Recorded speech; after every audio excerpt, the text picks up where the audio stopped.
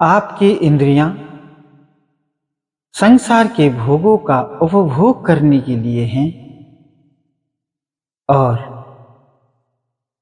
आपका मन ब्रह्म के रस को प्राप्त करने के लिए है। मन और इंद्रिय ये दोनों ही आपके उपकरण हैं। जब आप इंद्रियों में उपस्थित होते हो तब संसार के पदार्थों का सेवन करते हो, और जब मन में उपस्थित होते हो तब ब्रह्म के आनंद का सेवन करते हो।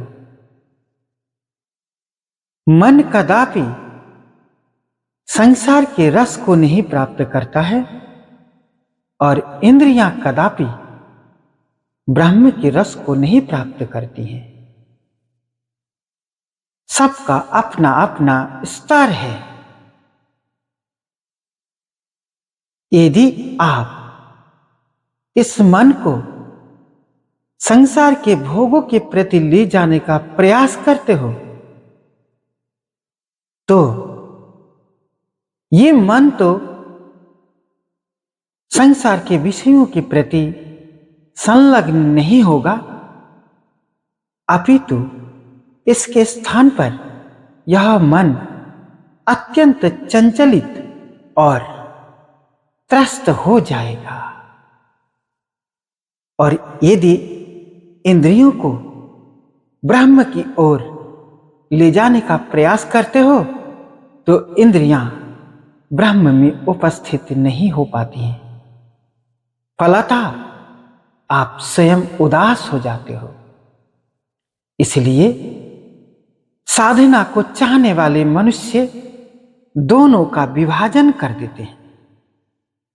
इंद्रियों को संसार में धर्म के साथ संयुक्त करके प्रेरित कर देता है और मन को ज्ञान के साथ संयुक्त करके ब्रह्म में समर्पित कर देता है और स्वयं आत्मा में स्थित होकर दोनों के सुख को प्राप्त करता है।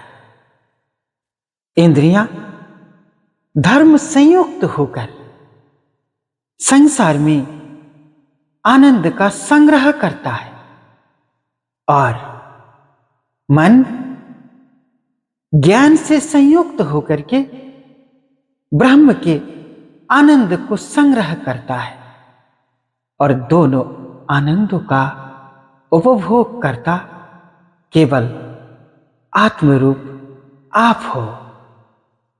इस प्रकार से इसे संसार में नित्य निरंतर व्यवहार करते हुए जिस दिन आप स्वयं समाधि को प्राप्त होते हो, अर्थात सभी प्रकार के ज्ञानों से संपन्न होकर केवल ब्रह्म में समाहित होते हो, तो उस समय सभी आनंद एकत्रित होकर के केवल आप परमानंद में निमग्न होते हो।